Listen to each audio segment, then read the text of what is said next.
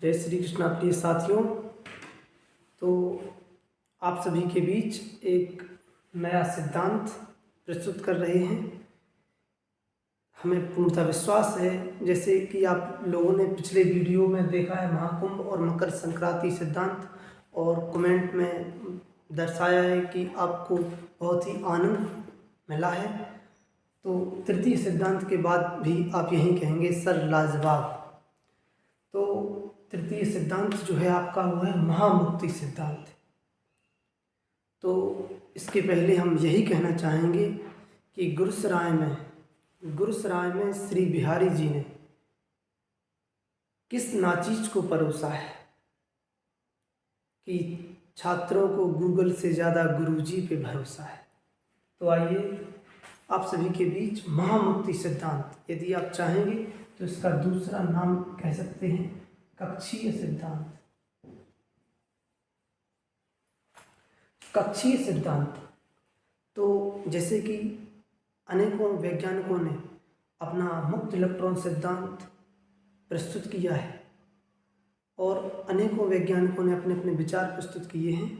जैसे कि Stephen Hawkins, जो अभी हाल ही में 2018 में जिनकी डेथ हुई है, उन्होंने बताया था कि प्रकृति ही भगवान है। तो किस कारण उन्होंने यह कहा है, चलिए आज आप सभी को वेदों में बताए गए कक्षीय सिद्धांत अर्थात मुक्ति के सिद्धांत को ही बताते हैं। श्री कृष्ण भगवान ने श्रीमद् भगवत गीता में कहा भी है कि तू बस मेरी शरण में आ जा, मैं तुझे मुक्ति दूंगा।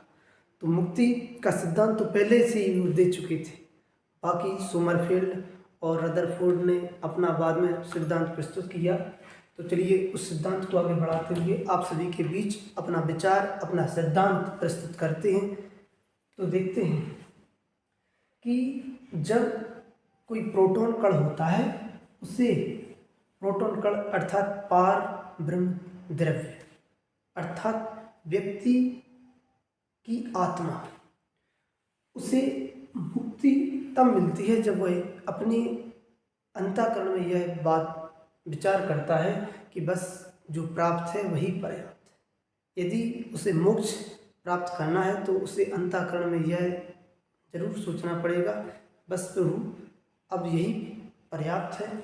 और यदि वह यही सोचता है कि नहीं, अब नाती परनाती का विवाह देखेंगे, तो उसकी वही कमी अर्थात नेगेटिव चार्ज उसे उसी ओर ले जाएगी और पुनः उसे उस काल चक्र में दोबारा ले जाएगी।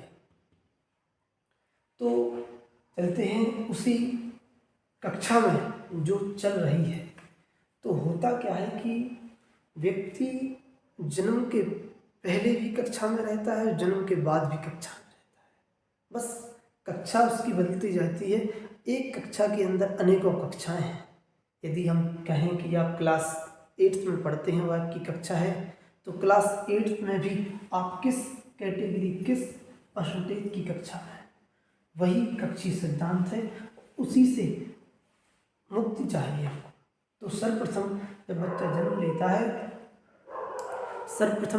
जन्म लेता है तो उसका जो जन्म हुआ है, उसके जन्म पर वह जन्म के पहले अपनी माँ की कोख में रहता है, अर्थात वो गर्भ की कक्षा है। गर्भ की कक्षा से जब वह घुटनों के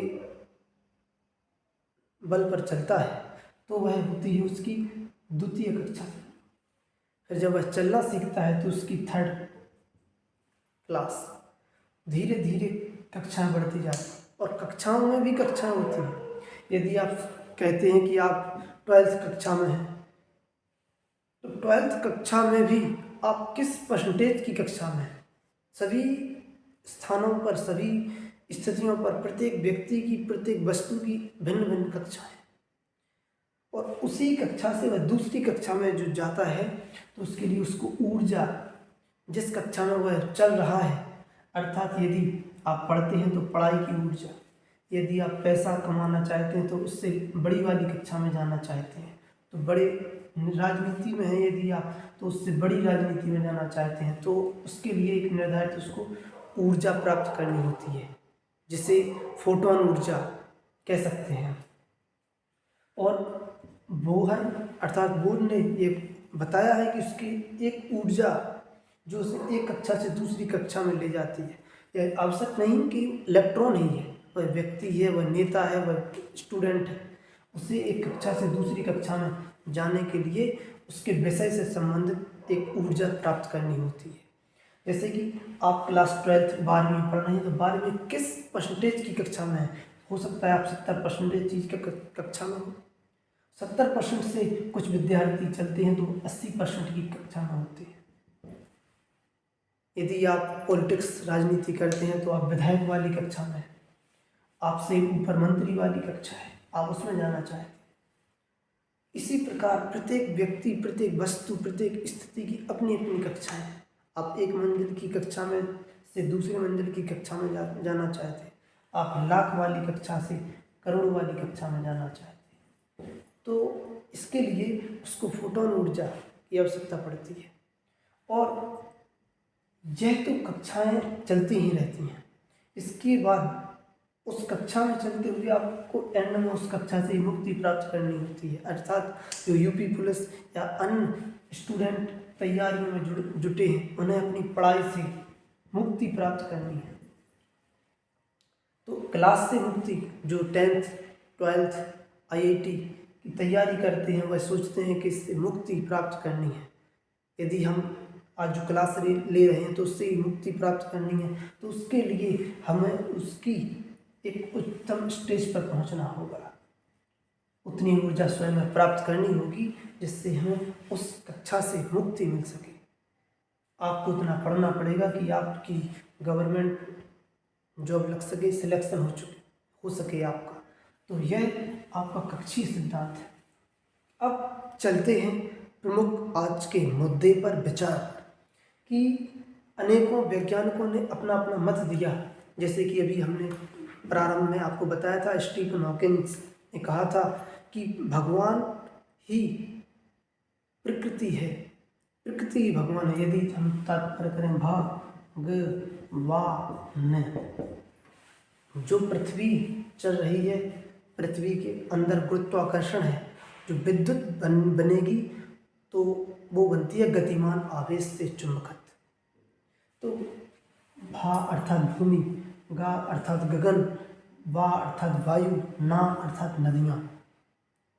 जो पृथ्वी और प्रत्येक व्यक्ति को जीवित बनाए हुए हैं वो है भगवान, अर्थात भूमि, गगन, वायु और नदी।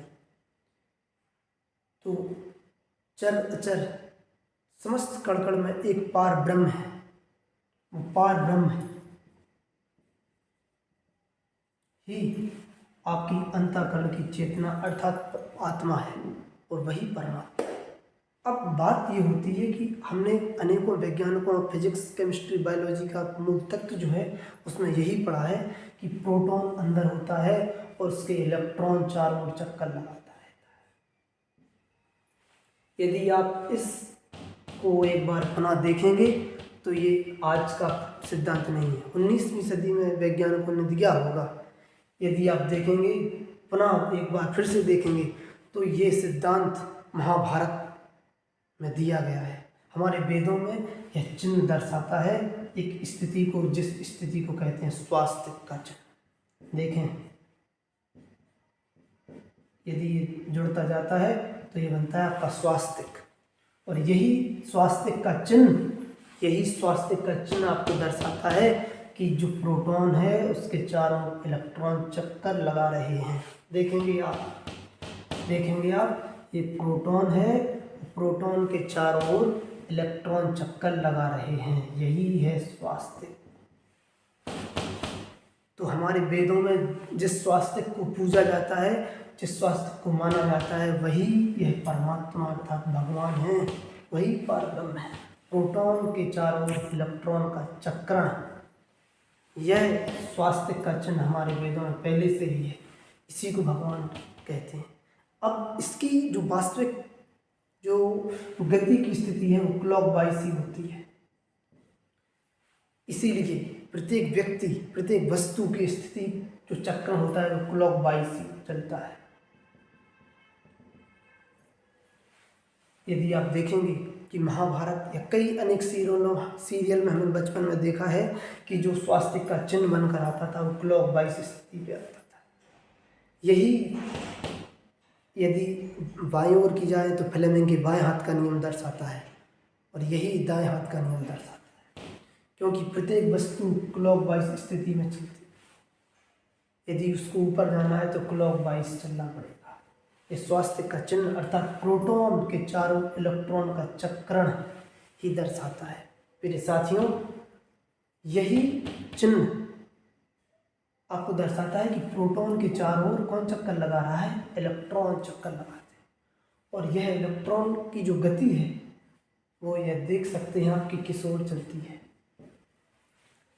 तो जो स्थिति है वो निरंतर ही चलती रहती है। यह जो कक्षीय सिद्धांत है, आपको उस कक्षा से मुक्ति प्राप्त करनी है तो एक फोटोन ऊर्जा की जरूरत पड़ेगी, और फोटोन ऊर्जा आपको सही ढंग से इसको समझना पड़ेगा, फिर प्राप्त होगी फोटोन ऊर्जा। तो आशा करते हैं कि आप सभी के बीच जो आज दर्शाया है कक्षीय सिद्धांत, आप सभी को बहुत ही अच्छा लगा होगा। आप सभी का वीडियो देखने के लिए बहुत बहुत हार्दिक आभार। और पुनः आप सभी से आग्रह करते हैं कि इस वीडियो में इतनी ऊर्जा दें कि यह वीडियो आपका राष्ट्रीय लेवल पर बता सके कि यह प्रोटॉन इलेक्ट्रॉन का चक्रण ही स्वास्तिक है। Thank you very much. जय श्री कृष्ण।